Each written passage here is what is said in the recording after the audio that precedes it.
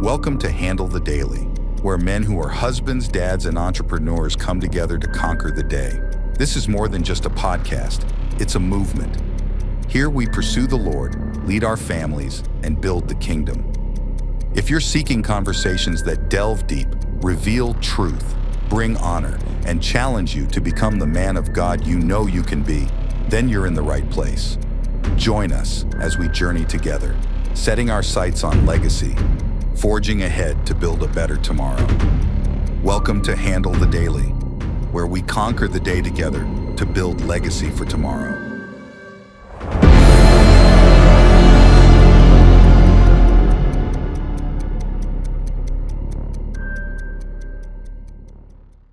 Okay, everybody, welcome to another episode of Handle the Daily, and this is where we answer questions and we talk about topics. And today's episode, I've got Clay and Aaron here. Myself, I'm Chris. So today we're going to talk about being a dad of sons. Yeah, who brought the Xanax?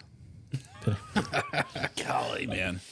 So I think between us, we have, how many boys do you have, Clay? 2. 5. 4. Okay, so that's a lot of boys represented between 3 men. How did we do that with no women? Oh, wait, there's wives involved. Physically impossible. There's wives involved. Well, I don't know. I had a you did poker it game. without Mine was a pair of aces. at a Pair of poker aces? game. Yeah. So we're going to talk about what it is to be a dad of sons. So can we even call them sons in today's world? Yes. Oh, we can. We should. You should. You should call your sons men. I don't Boys. care what the world says. They are my sons. You seem to be getting a little fired up already, Aaron. Maybe just a tad. Just a tad. Maybe a little bit. Okay, so let's talk about the age spread that we have. My boys range from 7 to 21. 9 or 15 to 21.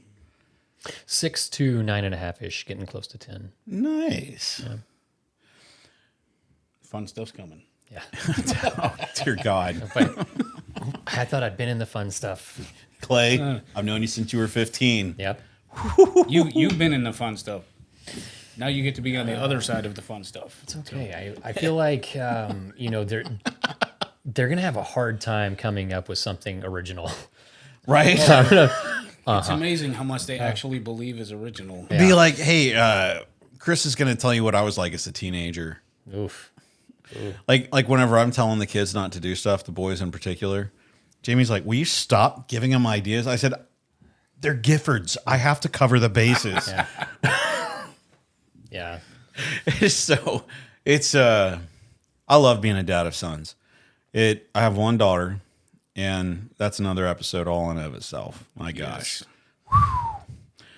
But being a dad of a son or sons it's exciting to see that they're not like me. Especially my 2 that are my blood, but the 2 stepsons, as you call them, My bonus babies. your bonus babies, right? Yeah. So I've got at this point I should call them my bonus bubbas. Maybe I don't know. that still sounds bad. Bonus babies definitely sounds better. Yeah, it definitely does. So mine are 17 and 21, and I've known them for a little bit, but just seeing teenagers turn into men is,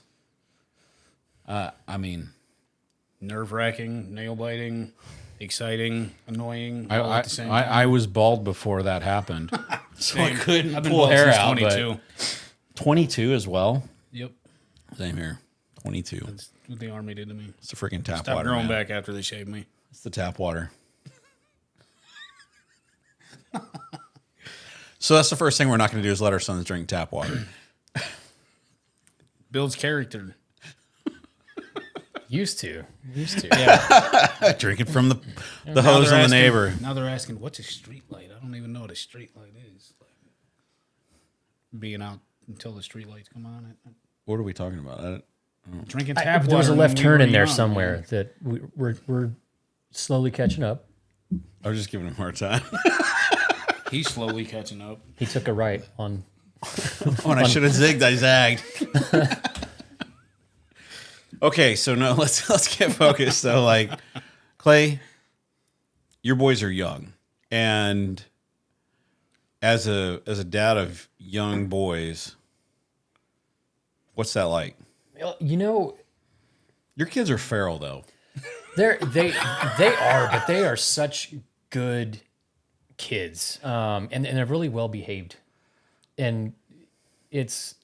I always tell people that people ask me all the time. They say, "How do you do it? Everywhere you go, your kids." You know, I usually don't like kids, but I like your kids, and I say, "Yeah, you just find a reason to beat them once a day, and they turn out real." Obviously, I'm kidding. I say it's easy to. They do flinch when you walk past. Yeah, them. they do. Yeah, they hit the floor. They need something to talk about in therapy when they get older, and I'm going to be it. I made that choice. No. I always tell people it's easy to be a dad of good kids when they're good kids. I mean, it's not anything that I'm doing. It's just Right. I was blessed, and they are a riot, and they're so fun.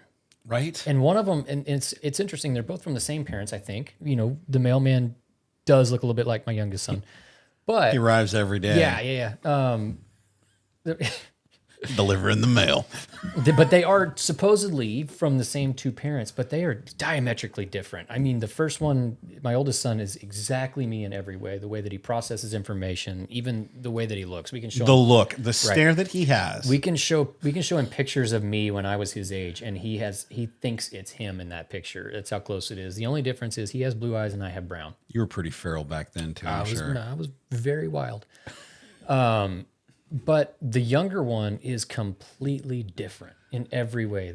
The way that he feels, the way that he talks, the way that he thinks and processes and navigates every situation, the things that he likes to do. He's very hands-on. He doesn't really want to play the Xbox. He doesn't really want to, go play baseball or throw. He wants to go discover things and explore things and go lift a rock up and see what's under it, and then find a way to get stung by whatever it is. Repeatedly.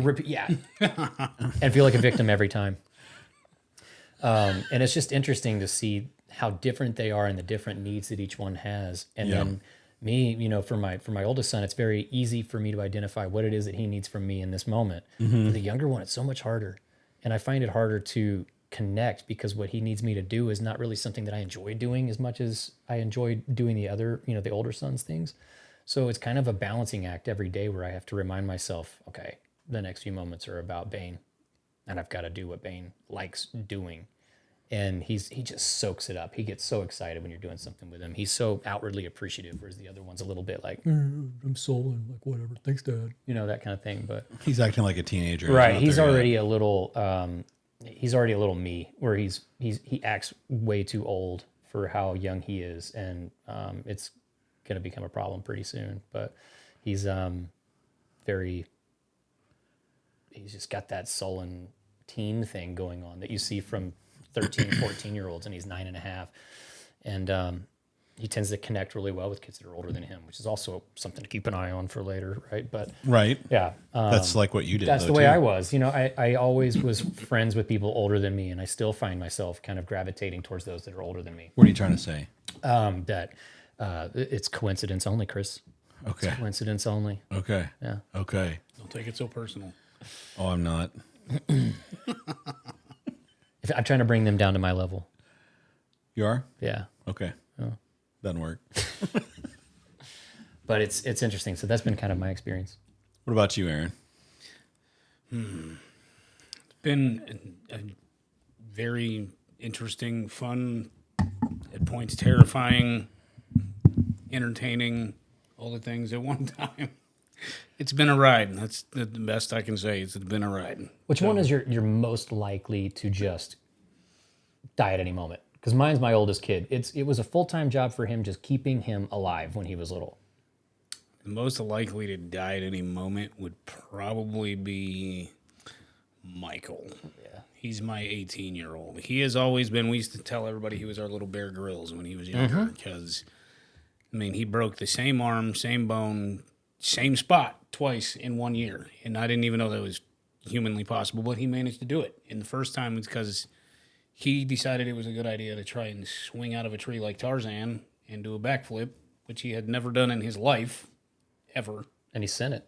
Oh, yeah. He sent it. He sent it, but he didn't land it. So, It sounds like he's afraid to fail. oh, he's definitely not afraid to fail. But did he get back on the rope? No, I mean, after a while, I mean, he didn't have surgery. Like, Oof. okay, at 10 years old, he sliced open the back of his left hand trying to cut a zip tie off a fishing rod. Logically, most people wouldn't think like he does, but he thought the shortest blade on a Swiss Army knife would be the dullest blade. It's generally the sharpest because nobody ever uses it. And he sliced, I don't know. He was... How did he get that sucker out? Because I can't ever get the little one. You I have can't. no idea. Super strong. You need I a guess, knife to but get that one out. He was cutting through a zip tie and the blade spun when he was cutting through the zip tie. And I mean, he sliced the tendon, went down to the meat in the back of his hand. You could see all the little white fat cells and all the things. It was disgusting. That's not where knives What? go. You can't park that there. Well, he never called for me unless he was hurt, like ever. He was, Oh, that feeling. When you I hear was it. at work, and my phone, I had to tell my oldest at the time, he was 12, and we told him, you cannot blow me up at work. I'm holding the post. I can't talk on the phone. I said, do not call me or text me unless it's an emergency. And he is blowing up my phone. And I had to call my team lead and be like, hey, I need you to hold my post. Something's going on at home. I called my son and I said, what's up? Michael cut his hand. I'm like, it can't be that bad. And in the background, I hear Michael screaming, Daddy, at the top of his lungs. And I'm like, okay, it's probably pretty bad. And I said, send me a picture. And all I see is a slice right here, like right across the back of his thumb. And it's pretty gaping wound and there's blood everywhere. And I was like, okay, we're on our way home. And short version, we took him in, got it all stitched up. When he broke his arm, we had to take him to the orthopedic surgeon. The orthopedic surgeon looked at his arm and was like, give me a thumbs up. And at this point, he has no tendon in the back of his thumb because he sliced it and it snapped back like a rubber band. And he's going like this. And the doc's like, all right, give me a thumbs up. And he goes, I am. And he said, what do you mean? He goes, I am. I can't do anything. He's like, all right. So he starts pushing around. He goes, you have no tendon. What happened there? And we're like, well, they see the scars are from... He's like, cool story. We're going to have to do surgery.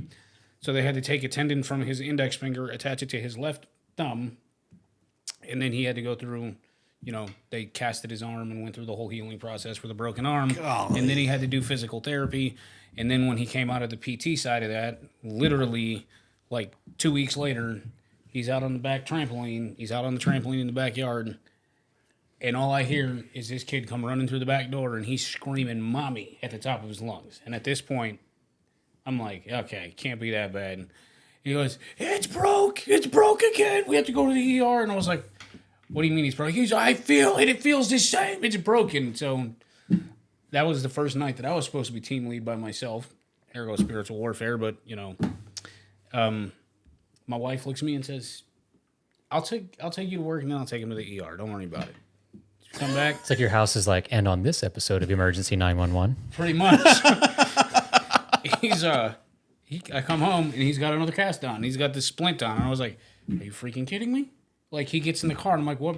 When I put him in the car because he was so focused on the pain that he wasn't walking, and I picked him up and I'm like, what were you doing? He goes, I was just trying to do double backflips, Dad. I'm like, do you hear the words coming out of your mouth, child? Like, I was trying to do double backflips, like, who Dad. just tries to do double backflips? He goes, Had he already executed the single backflip and he was... Yeah, he oh, already- okay. Well, on it's the next step, Dad. on the trampoline. Yeah. He had already executed the single backflip. Sure.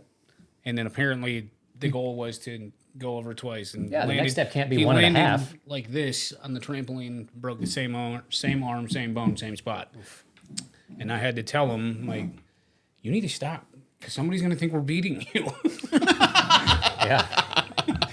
So Michael is probably the one that's the most likely to die at any moment. He's most likely to die like the croc hunter. Right. That would be Michael. Yeah. That's Evan for me. Yeah. Noah is our youngest. He's 15. Michael's 18. Noah is the most likely to probably... He would probably be the most likely to build us a house. That kid, like, he has his own projector, his own TV, his own Xbox. Like, He paid for his own Xbox. He likes to work, and he understands, reward after you work. He understands the value of work. So he saved his own money, bought his own TV, bought his own Xbox, and then he gets bored with it. I mean, he had at one time he had a gaming PC, an Xbox, an Oculus, and his own TV, and a projector on the wall. He paid for all of it. And what a weird world we live in where, when we were kids, we were told, get off the Xbox. There's no future in that. There's no, There was no such thing as an Xbox when I was a kid. well, but video games in general, is get off your video games. And now it's not the same path. I mean, you can't really say don't play that Xbox because you're never going to make money doing that. No, Yeah, the very They can thing make that you're so much money just playing video games now or writing. there's opportunity everywhere to make money. As a kid, even right now, like kids, like there's ads I see. This kid's making $40 million a year. Yeah. Yeah. Doing what? Reviews on toys on YouTube. Yeah. So Noah Is that Ryan? We all know Ryan. I don't know. Oh, okay. Noah actually doesn't use hardly any of that. When we just built the deck on our house, my buddy and I were out there and setting all the joists and everything else. Noah was right there with us the whole time. He spent 20 hours almost just setting the pillars and the joists and everything else. And then when we started the decking, Noah and I were the ones that finished it. So Noah's probably the one that's the most likely to become like a home builder or something like that. Luke is Luke's a little bit of a rebel. Takes a little bit after me. He likes anything and everything that he's probably not supposed to. But Anything and everything that he's not supposed to. Dom, so our Michael is 18, Luke is 17, Noah is 15, Dom is my biological son, and he is like me a lot. Like, I showed him pictures of me when I was 9, and he thought it was him. He looked identical to him when he was 9. I thought it was him. Like, it was weird.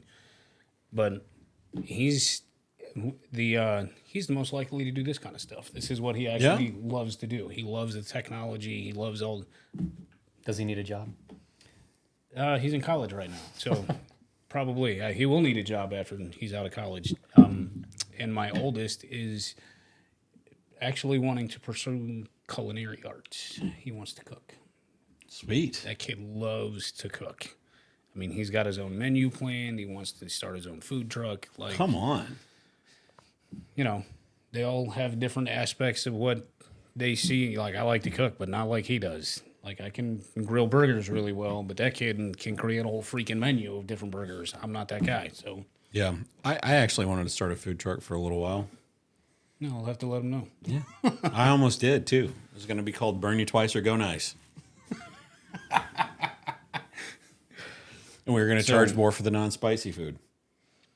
So, being a parent to 5 boys, most of the time was pretty fun. Evan and Dom, when Erica and I first got married, used to fight about who's the oldest because they're both so they're the same age, like 3 or 4 months out of the year, because we're blended. And they used to argue about it so much. One day they were talking about fighting, and I finally just said, "Go grab the boxing gloves." Mm-hmm. And they're like, "What?" And I said, "Just take it out back." And Erica was like, "You can't do that. Work it out." Like, Just did. and I said, they'll be fine." And she's like, "You can't teach them to fight." I'm like, "They're gonna have to learn how to fight eventually." Right? I said, and I'm then not one of them, teaching them anything. I'm like, they already know how to fight, but I'm like, I'm just gonna let them take it out back and duke it out, because then whoever loses will shut up. And she's like, "We're not doing that." I was like, "I tried." Mom brought logic. I mean, I was really hoping you were going to win that argument, but then I remembered it was against a wife, and I understand. trust me, there's been days where she's like, I'm gonna beat them all." There was at least one day where he had all 6 kids. I came home from work, and she was in tears. I called her on my way home from work every day, and I called her, and she was bawling. And I said, "What's wrong? What happened?" She goes, "These kids" are the only 2 words that came out of her mouth. And I was like, all right. Did you kick in the front door when you got home and just leave all of them? No, I did. That they probably would have expected that, which means it was less scary. But I actually walked in the door, and I told her, I said, "Just go in the room, shut the door, and stay in there until I get home. And she said, why? I said, I'll handle it when I get home. And she's like, what are you going to do? And I said, oh, they're all getting a whooping. And she's like, all right. So she went in the room and she stayed there. I came home. I walked in and I checked on her and I said, all right, you can go back out there. And I told the kids as soon as she walked out the door, I'm like, line up. And all 6 of them looked at me like, what? I said, line up. They're like, for what? And I said, oh, you're all getting a whooping. And Evan, naturally the oldest, was like, I'm going first because he already knew what it was. Like, I'm out. I'm going first. I'm just going to get this done and over with. And I made them tell me why they were getting a whooping. And then I whooped them. And I told them, I love you, but you're not going to treat people like that in this house, especially my bride. And then, I would give them a hug and let them go out. But when I walked in and said, line up, every one of them looked like a deer in the headlights. Oh my God, we're going to die now.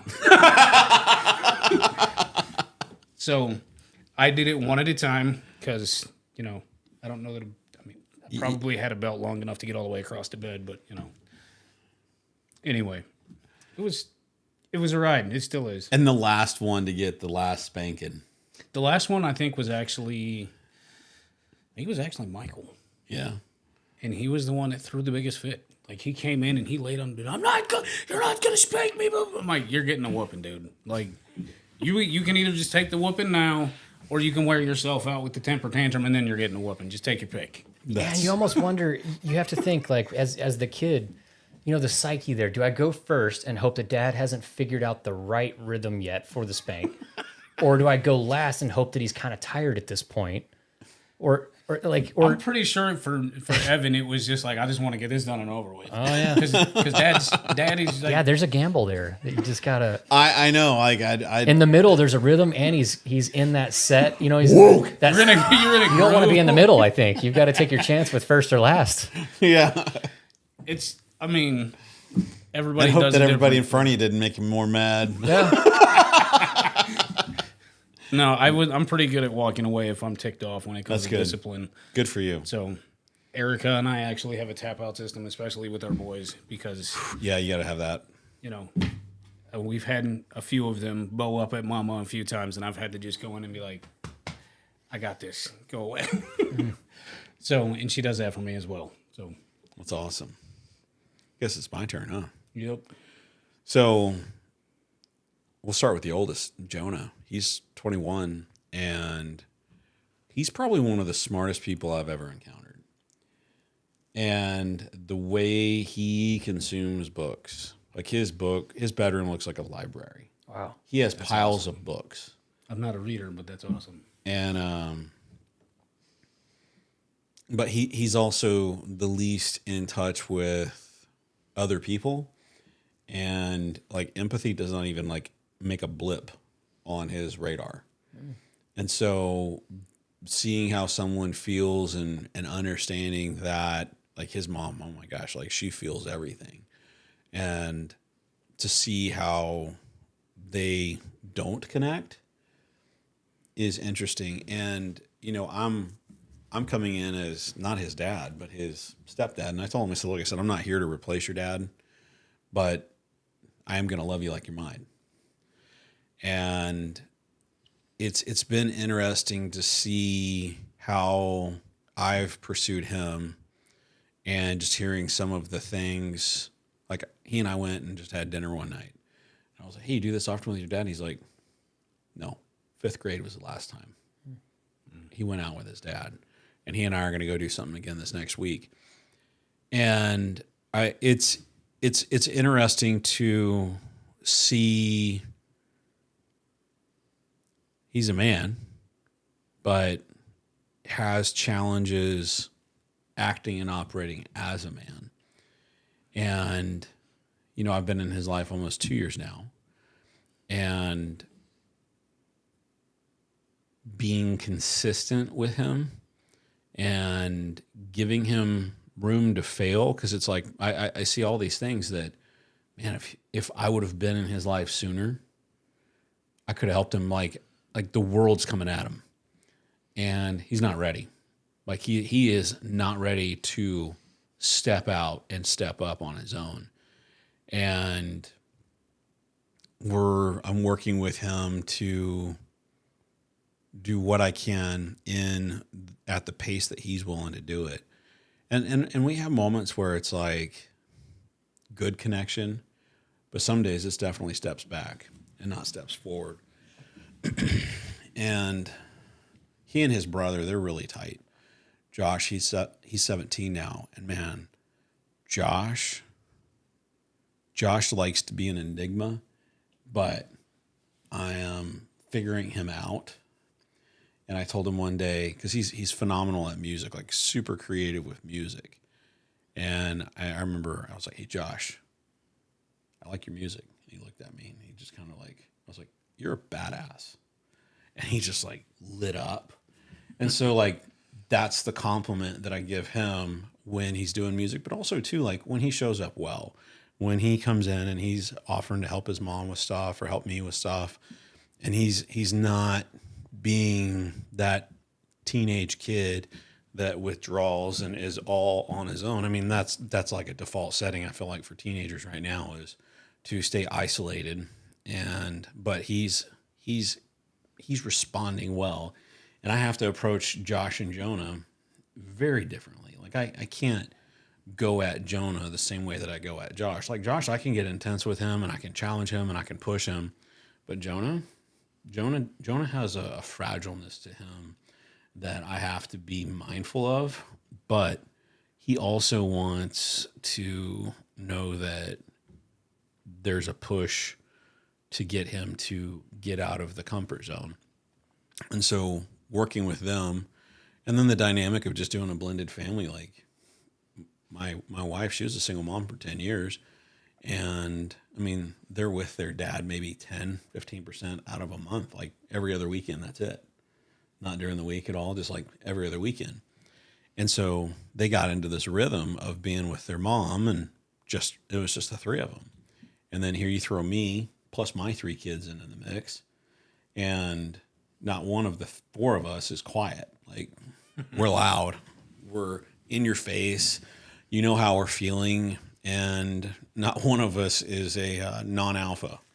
And so like there's been this shift. Like they were like my wife and her boys, they're very quiet, and me and my boys and daughter were all very loud.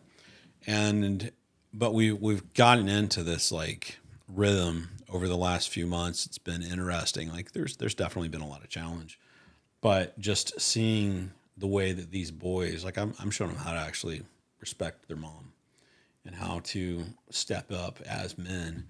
And it's not something that's been overnight, that's for certain, but it's that consistency and having a unique approach with them.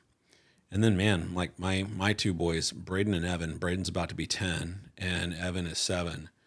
They're totally different. Like all 5 kids are totally different.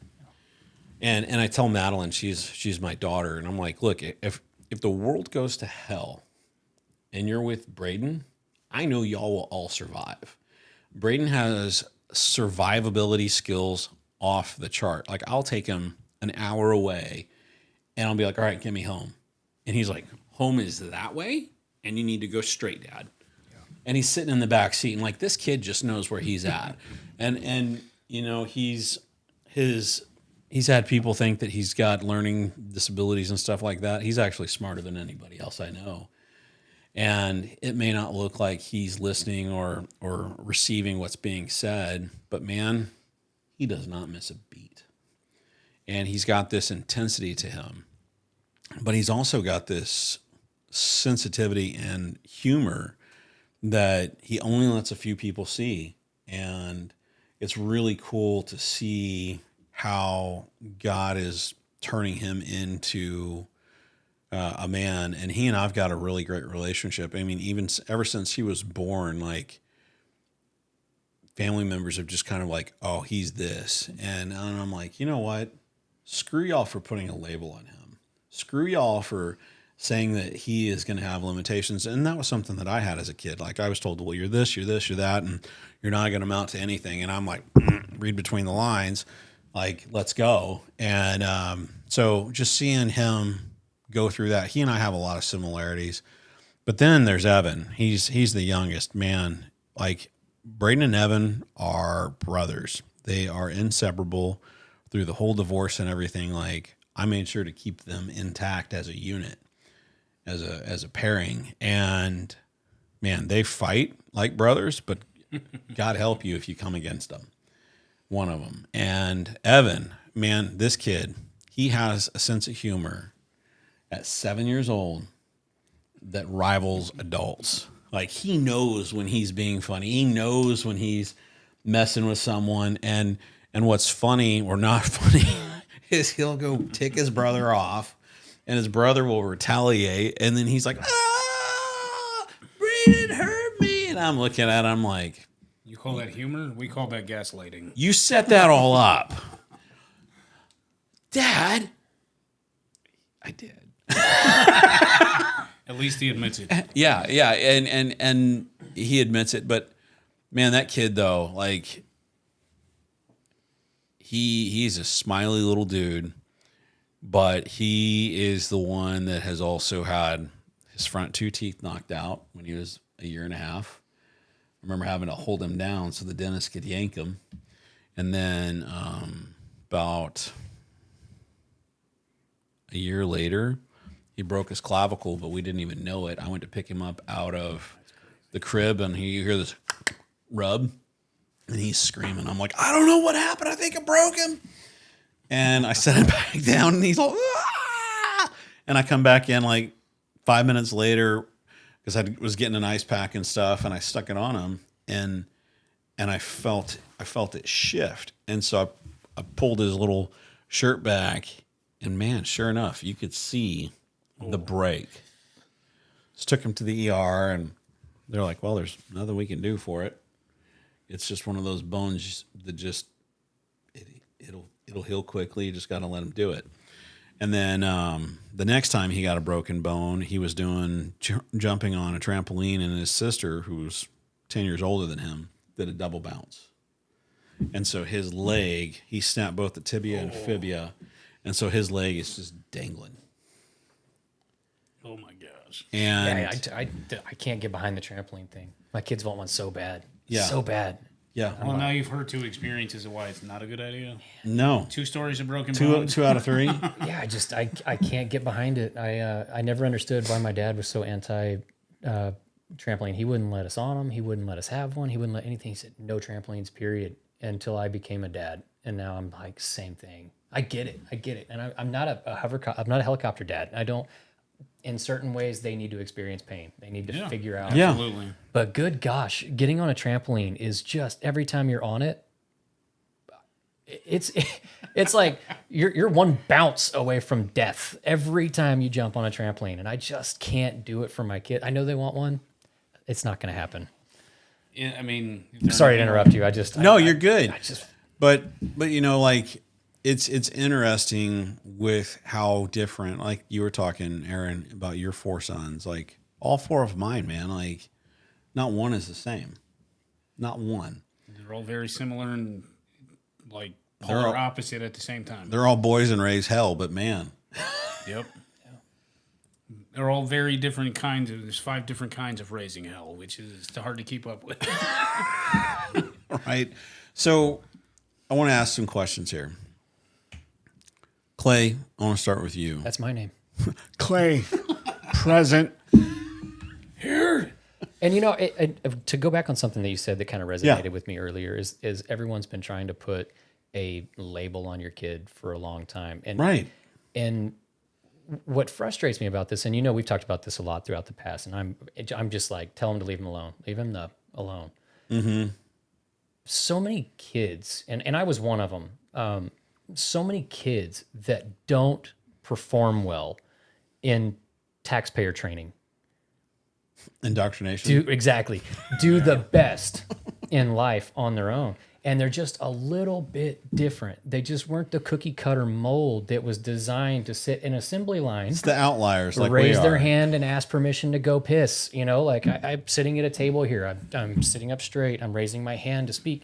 The kids that don't do well at that tend to do really well in life, and you know, you also said that he doesn't seem like he's paying attention. Well, I struggled with that whenever I was growing up. But the reason was I couldn't look at someone when they were speaking and consume the information because of easily distracted. So if I wanted to focus on something, I had to look away and reduce my own distractions.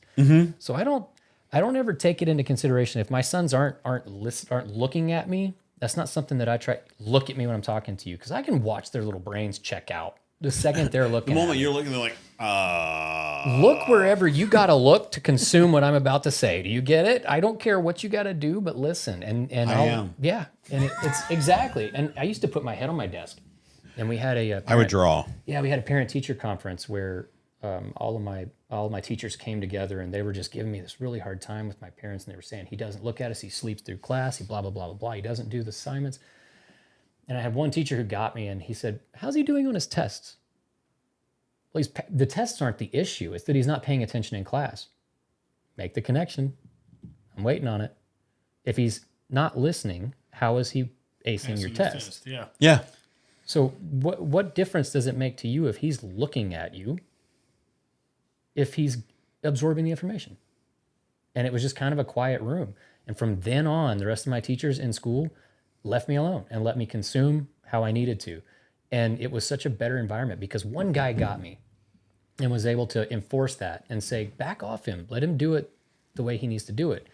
And he also told me in his class, he said, look, I get assignments aren't your thing. You get frustrated with that part where you have to like exercise something that you understood. So pass my tests, you get to opt out of your daily assignment. But if you fail one, you're doing the daily assignments. I wish all my teachers would have been like that. How freaking cool is that? That was the only A, that was the only. Oh, I can do this my way. All I have to do is just show you I heard. Done. Yeah. Cool. And yeah, so. But that's not what the world does now. There's no unique focus on boys. No, and it's not a unique focus on creativity. You're supposed to just learn how to pay taxes. Learn how to pay taxes and do the thing that you have to do to show that you actually did it. Mm-hmm. Show your work. I got into it with we've homeschooled all of our kids since Evan was 10. We pulled them all out of public school, and before they lived with us, we homeschooled all of them from Evan's age of 10. We pulled them out of public school because the fact that they were trying to reinforce that children can be cats and poop in litter boxes is asinine. So we pulled them out of public school. And Evan is probably one of the smartest kids I've ever met. He did 2 years in high school. He did his freshman and sophomore year. I think he did freshman, sophomore, and junior year. We pulled him again in his senior year because life happens.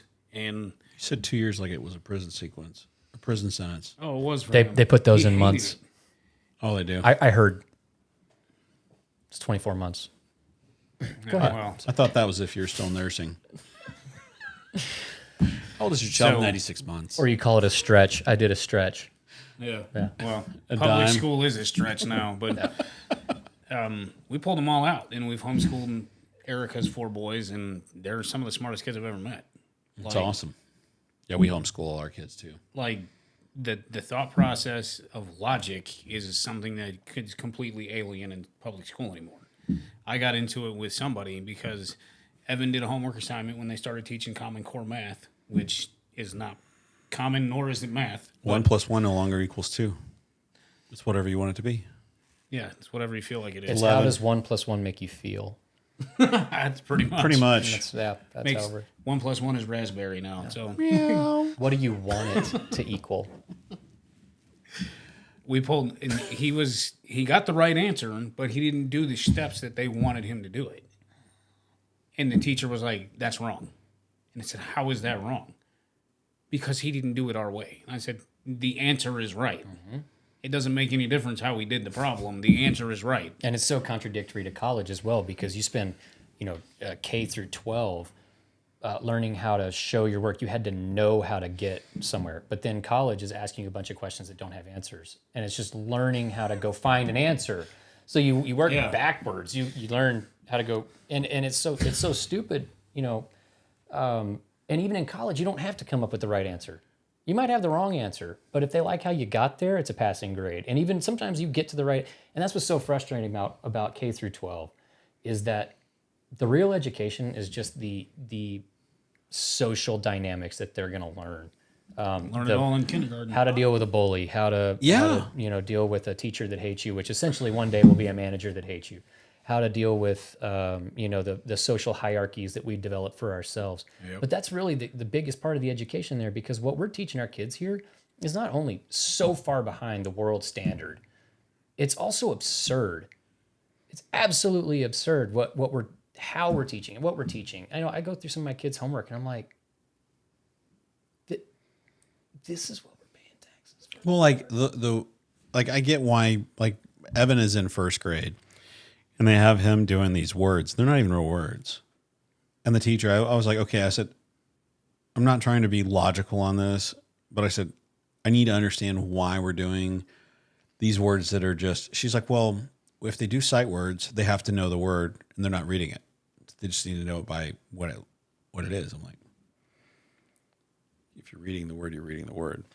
She's like, So we teach them a bunch of nonsense before we get to real these sounds. I was like, she's like one of the words was Jeb, Jeb, and I was like, I get that you're trying to like get their brain to understand the sounds phonetically, but I was like, how is that going to help them when you're making them literally go ja ba, and it's not flowing together, and it sounds like. Well, I'm not going to go where it sounds like, but anyway, it's just. It seems like she was teaching the wrong subject, because I could see that being effective if you were teaching somebody speech or another language. Teaching, Right. If you needed to But learn these how are to make kids who are that teaching them sound, how to read. right? But if you're trying to teach English or how to read to a person, sight words are pretty important, because most of those aren't phonetic, or at least a lot of them aren't phonetic. You've just got to learn that's the word and that's how it is. Yeah. And Yeah. it makes no sense the way that we spell words in English, but Like there's 90 versions of the word too. right. And to your point, how is it helpful to teach them incorrect sight words before we start with the real ones? Yeah. But, I'm sure there was a focus group somewhere that proved this effective. So trust the focus groups. Okay, Chris, that's what you've got to. The focus groups can focus on themselves. The government approved this curriculum, so you should just trust that. Everybody knows you should I trust the prefer government. all the reading lessons that are taught by drag queens.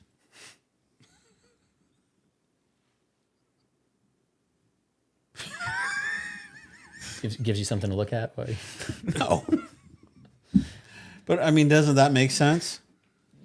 Words that don't make sense. we're back to the taught by okay. drag queens. words that don't make sense taught by. That sounds like a terrible movie title. Sounds like a normal day at an elementary school. Oh, I was going to say it sounds like my Friday night, but Oh gosh. I don't know what you're doing on Fridays, but you might want to consider a change of scenery. story time with Phil.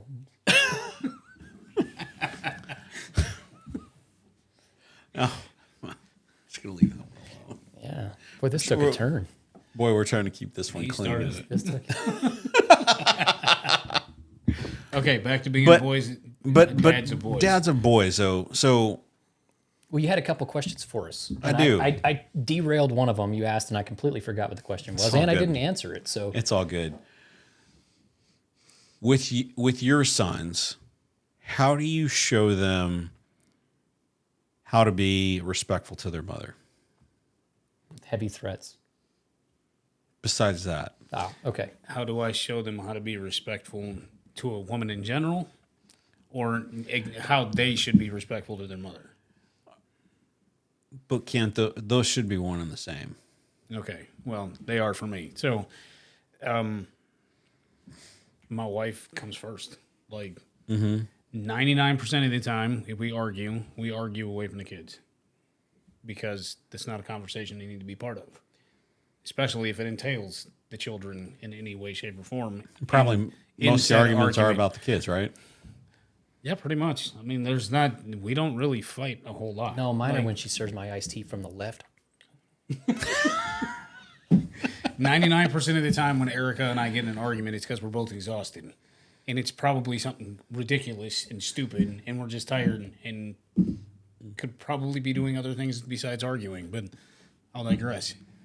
When it comes to how my children treat their mom, we've had some moments in the past where I've had to step in and kind of get in their face a little bit because they're boys, and boys will always bow up at dad at a certain age. They bow up, and they have to learn. Trying to find if the food chain still does exist. Oh yeah, it still does. So, I don't know. Probably some of the most recent has been. It's been probably 2 or 3 years, but one of our boys got mouthy with their mama, and was like in her face, like shouting at her, and she got loud with him. He gets louder, she gets louder, and I'm just like, all right. And I walk out of the room, and I just put 2 fingers on Erica's shoulder, and I just push her back, and I looked at him, and I went, get out of my kitchen. And that's all I said. And I said, I didn't ask what she did. I don't care what she did, and get out of my kitchen. And he continued to try to argue, and I just looked at him and said, get out of my kitchen now. And he's like, whatever, Dad. And he turned around and walked away. Every single time they've had a moment like that, when I've had to correct it, I pulled him aside. Most of the time, I pulled him aside and say, you need to go make that right. Mm-hmm. Well, she did. I didn't ask what she did. I don't care what she did. You don't have the authority to correct your mama. You will never have the authority to correct your mama. And that is my role when she needs it. And you're not part of that conversation. You're in charge. Well, she did X, Y, and Z. I'm like, I don't care. What she did has nothing to do with your response. You're in charge of your response. You're going to apologize, or I'm going to tan your hide, and then you're going to apologize. Take your pick. One way or the other, the result is the result. Exactly. So, Yeah. Yeah, and I think. Oh, go ahead. I'm sorry. Modeling, living that out, modeling it. If Erica and I get in an argument and I lose my stuff, I apologize. If I get in an argument with her in front of the kids and I'm out of line, I apologize in front of the kids. It's good. Yeah, and to expound on that a little bit, I think it's important that you can't just say that your wife is your equal or that she comes first. You have to truly believe it in your heart. Yep. Oh, yeah. She has to matter more to you, genuinely.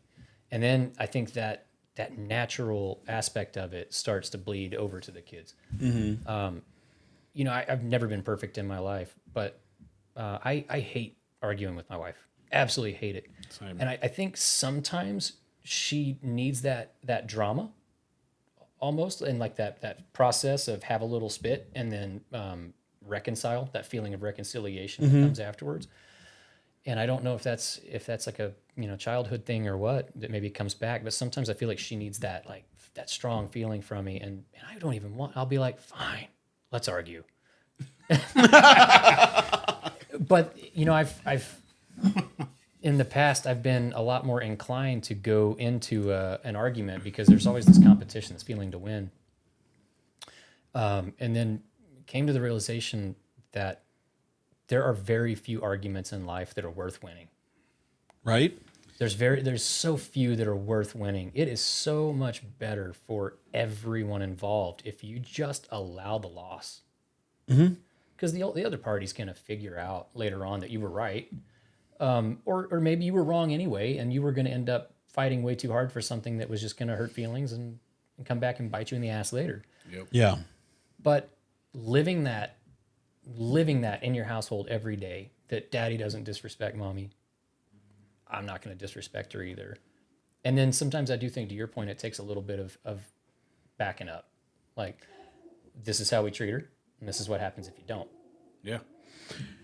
Yeah. And one of the things with coming into doing a blended family in the last year, like Josh had a moment where he told Jamie what he was going to do. And how old is Josh? He's 17. Nah, that's funny. And I was like, and I listened to how Jamie was talking with him, and he was continuing to tell her how he was going to do stuff. And they were in the kitchen, and I'm sitting in the family room on the couch, just listening, because I'm still like I'm her husband, but I'm not their dad. And I don't want all my relationship with these boys to be just bringing the hammer.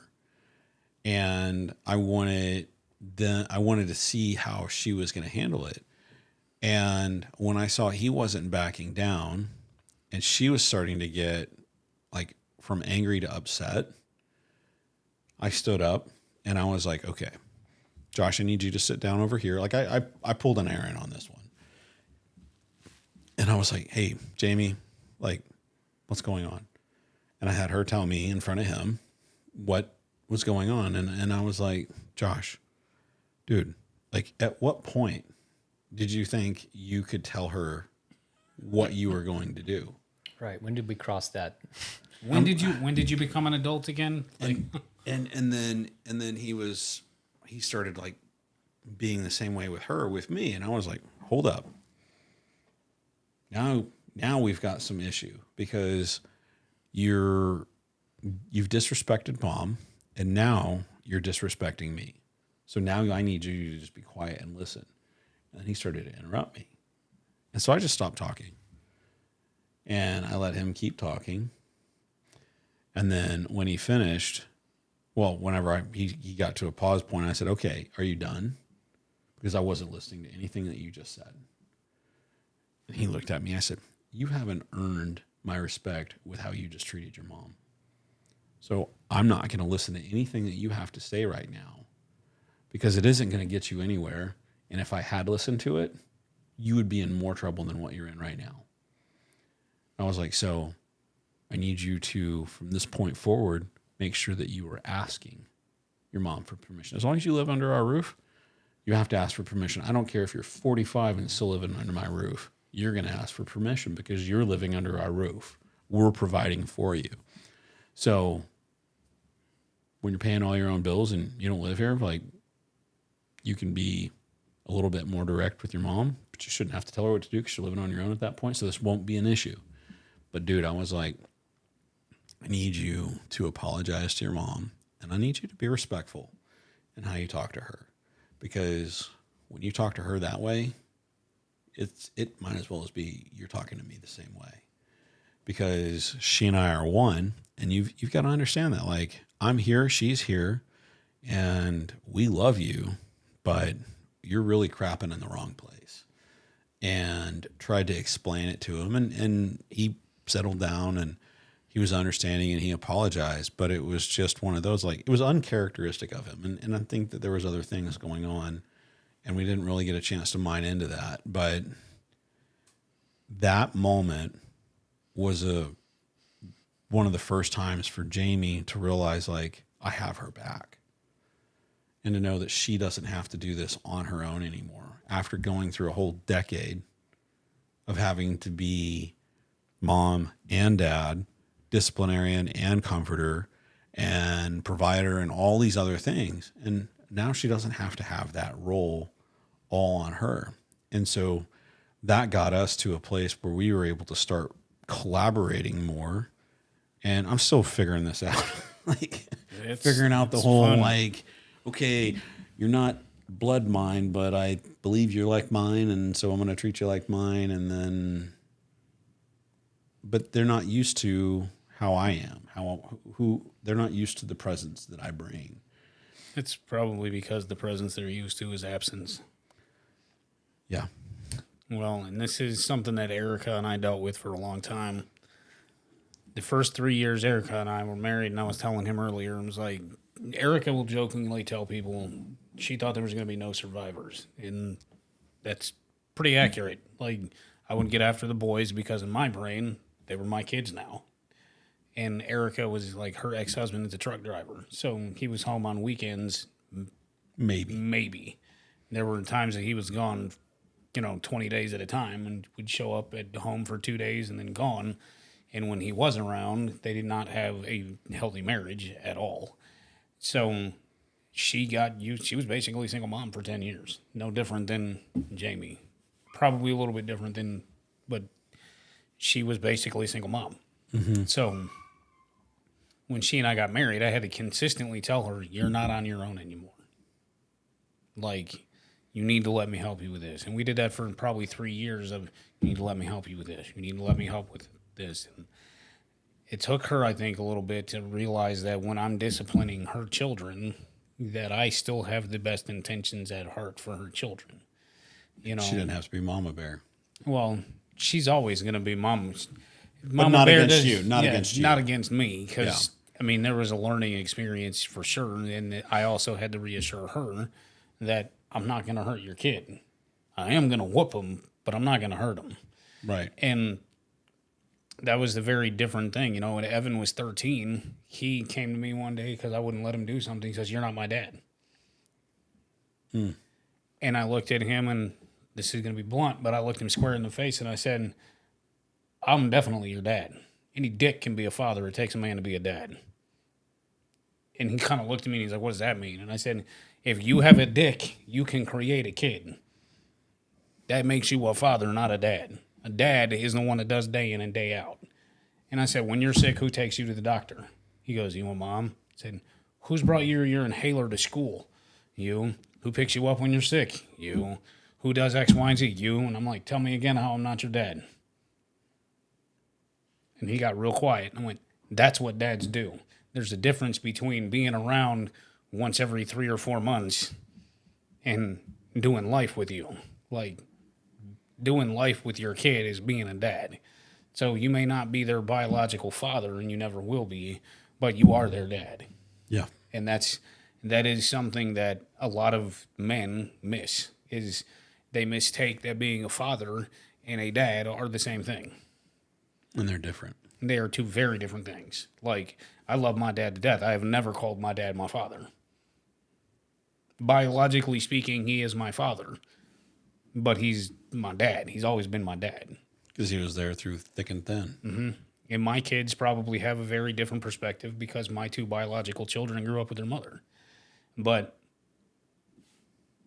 And I only got them 3 months out of the year, 2.5 months out of the year, because of a custody agreement or a custody arrangement. I won't call it an agreement because I didn't necessarily agree.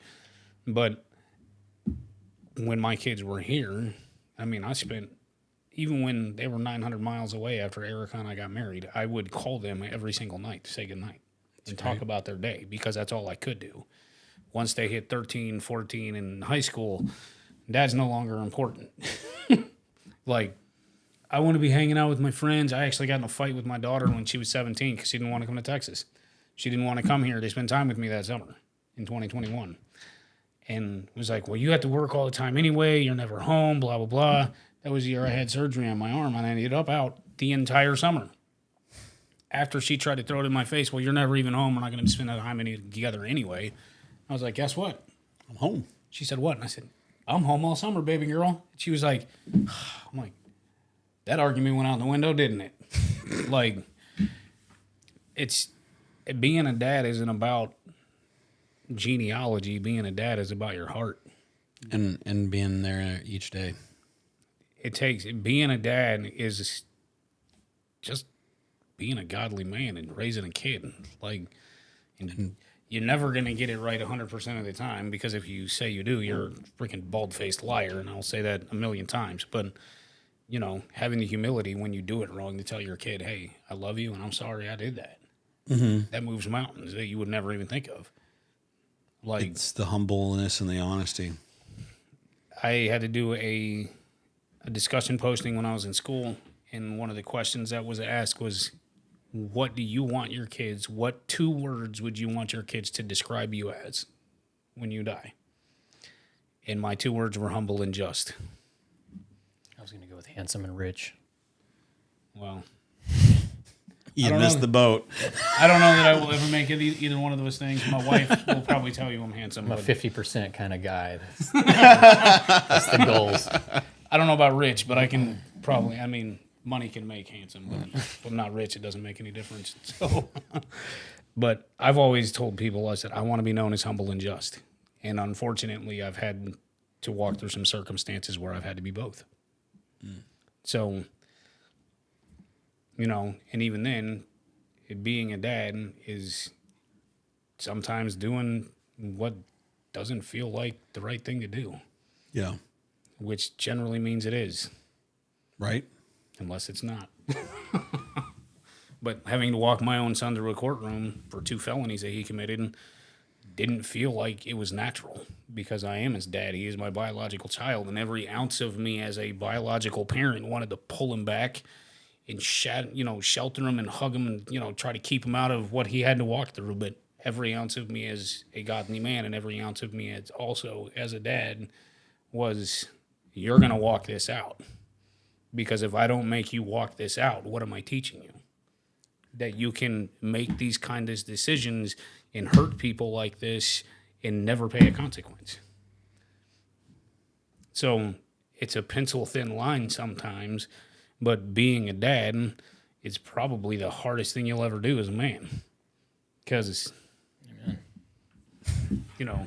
especially raising a daughter. Because when that day comes and I have to hand my daughter off to another man, I will tell you right now, that man is going to be one phenomenal human being because she has 6 brothers and I have a lot of guns. So, yeah, people ask me that a lot. What are you going to do when your daughter starts dating or when she's going to get married? And I say, start getting old. She's got, first of all, if he gets through her, he's already something special. And He's probably gotten hit by a PlayStation controller. Right. If he gets past the 2 older brothers, I feel like at that point he's been pretty well vetted. I can just say welcome, welcome to the team. We have a support group. I've got a hat and a T-shirt over here for you, kid. Welcome. Yeah, they say you should pray for your daughter's husband. I'm praying for him. Oh, Lord, am I praying for him? My daughter called me when she was 12. I hope his parents are praying for him too. For protection. And not from me, from her. I hope he's got one strong guardian angel that's out there just ready. He's got Michael the Archangel walking in front of him. Right? Yeah. He needs one of the big names. Yeah. My daughter was 12. She called me from school. Or she called me after school one day and she said, guess what? And I said, what? She goes, I have a boyfriend.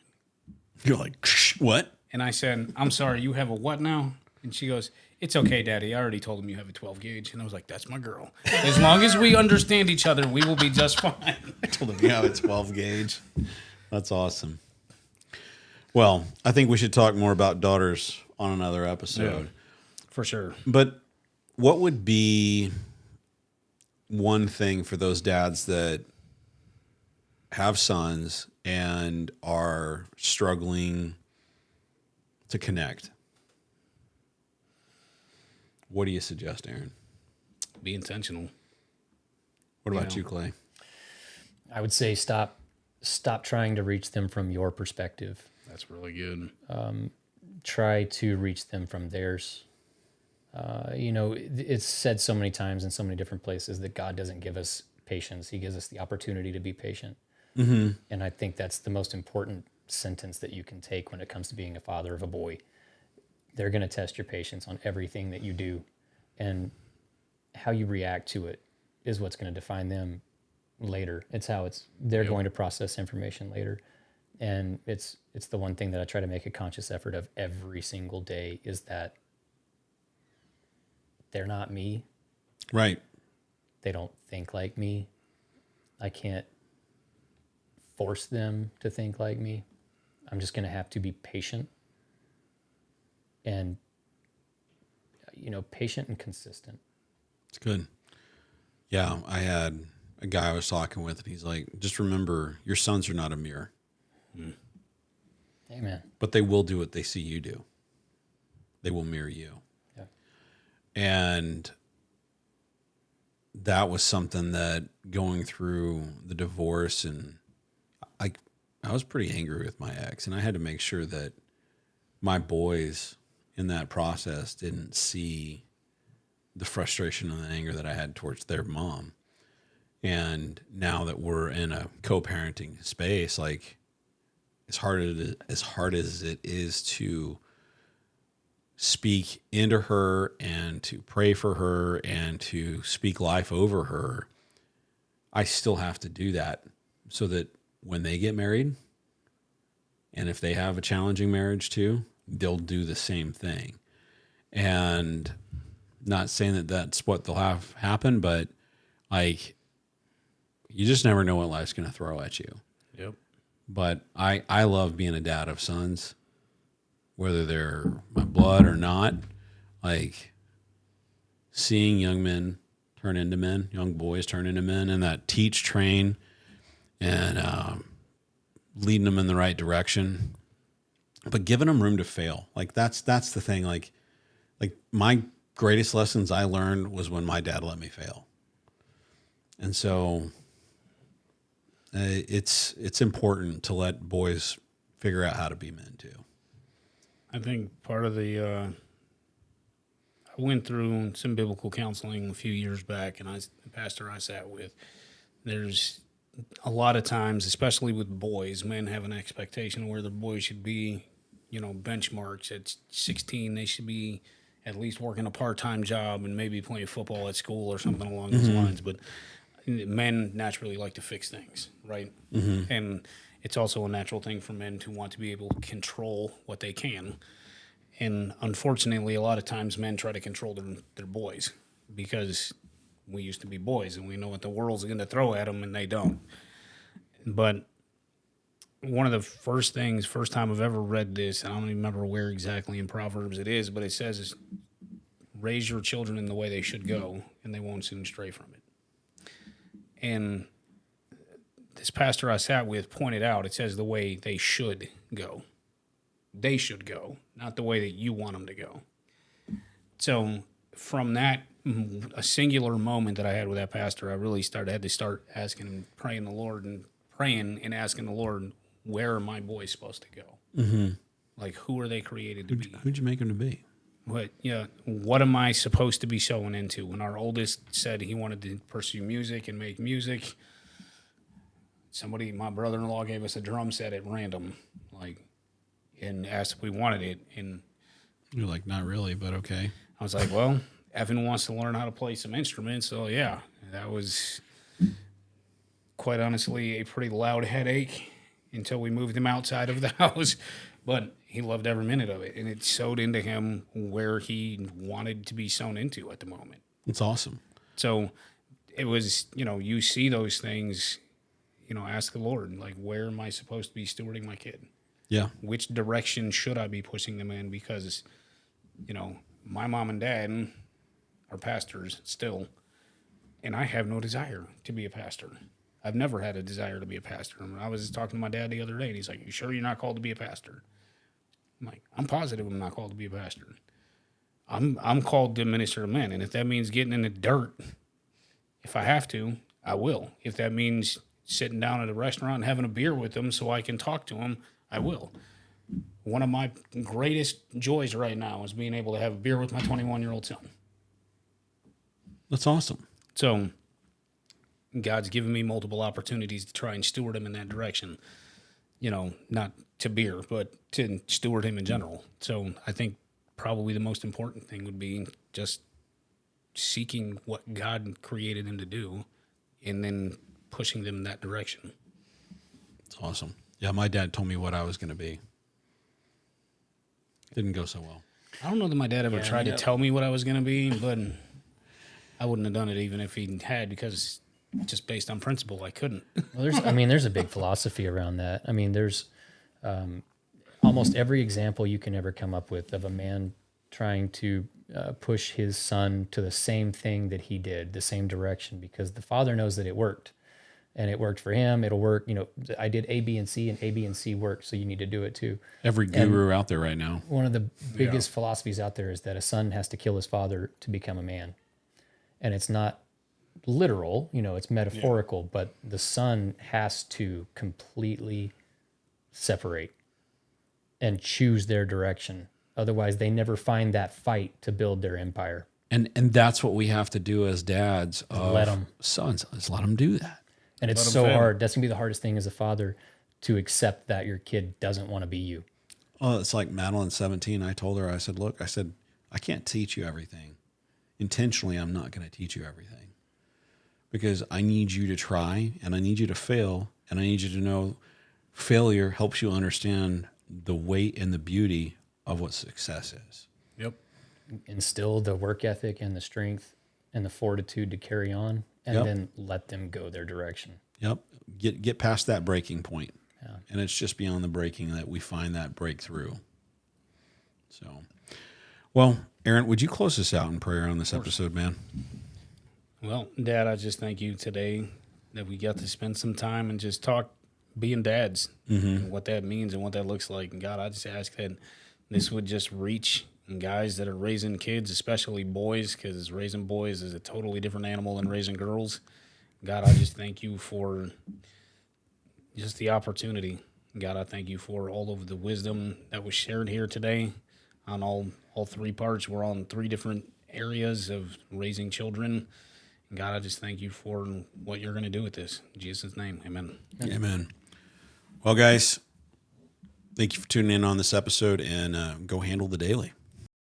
Thank you for tuning into this episode of Handle the Daily, where we conquer the day together so we can build legacy for tomorrow. If you found this episode impactful, share it with other men in your life. Make sure to subscribe to our podcast, like, download, and share. To stay up to date in all we are doing, visit our website handlethedaily.com and make sure to tune into our next episode. This podcast and its content is copyright of Thread Pull LLC. See Handle the Daily Podcast 2024, all rights reserved. Any redistribution or reproduction of part or all of the contents in any form is prohibited other than the following. We welcome you to download and play the podcast and share with others for personal use. Please acknowledge Threadpull LLC as the source of the material. You may not, except with our express written permission, distribute or commercially exploit the content. The information contained in this website and podcast is for general information purposes only.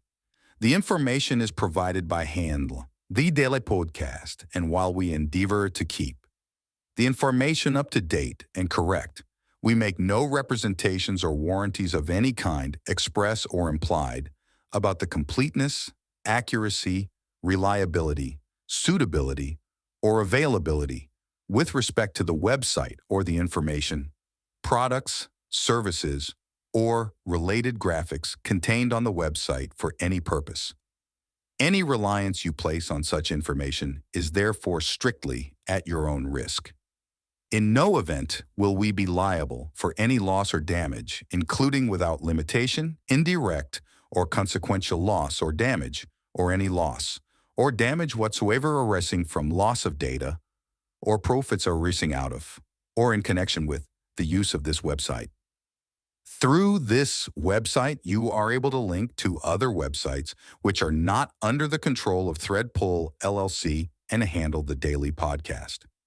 We have no control over the nature, content, and availability of those sites.